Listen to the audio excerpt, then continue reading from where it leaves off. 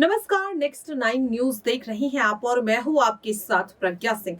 कर्नाटक विधानसभा चुनाव में प्रचार प्रसार का जो वक्त है वो कल खत्म हो चुका है। जी हाँ, 8 मई को प्रचार प्रसार का खत्म हो चुका है। जो वक्त था वो पूरी तरह से खत्म हो चुका। अब ऐसे में सवाल ये उठ रहा है कि आखिरकार किस पार्टी में दमखम जो लगातार पार्टियां दिखा रही थी, आखिरकार उनका दमखम अब वोट बैंक में तब्दील होता हुआ दिखाई देगा या नहीं। क्योंकि कांग्रेस हो, बीजेपी हो या फिर एनसीपी हो या तमाम पार्टियां जो भी कर्नाटक विधानसभा चुनाव में भाग ले रही है, उनके जो दावे हैं वो जनता के दिलों को छू पाएंगे या नहीं, ये सवाल उठ रहा है। क्योंकि अगर बात करें, बीजेपी भी अपनी जीत का दावा ठोकती हुई नजर आ रही, विपक्ष पर हमलावर होती हुई नजर आ रही है, तो वहीं दूसरी ओर कांग्रेस ने भी ऐसा किया।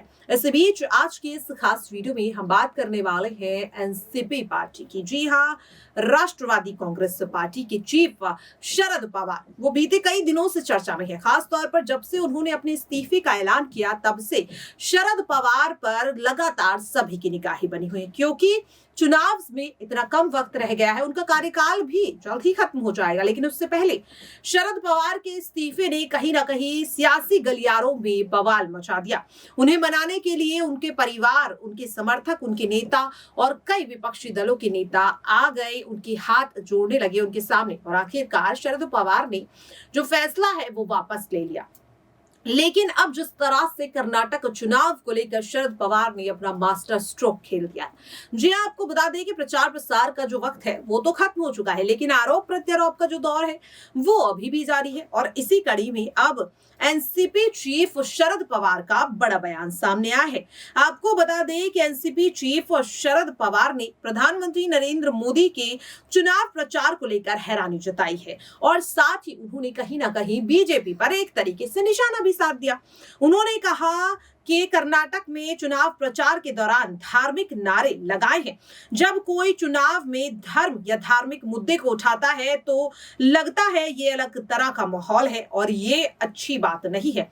हालांकि इससे पहले पंढरपुर मंदिर नगर में रविवार को शरद पवार ने खुद ये दावा किया था कि कर्नाटक की सत्ता कांग्रेस बहुमत के साथ ही आएगी। अब ऐसे में सवाल ये उठ रहा है कि आखिरकार शरद पवार का जो ये बयान है वो किस ओर इशारा कर रहा है, ये समझने की जरूरत है। यहां पर उन्होंने कहा कि पीएम नरेंद्र मोदी जहां एक ओर हम चुनाव लड़ते समय लोकतांत्रिक मूल्यों, धर्मनिरपेक्षता की शपथ लेते हैं, मुझे आश्चर्य है कि प्रधानमंत्री नरेंद्र मोदी ने कर्नाटक विधानसभा चुनाव के प्रचार के दौरान धार्मिक नारे लगाए, जबकि हमें धर्मनिरपेक्षता की अवधारणा को स्वीकार कर लिया है।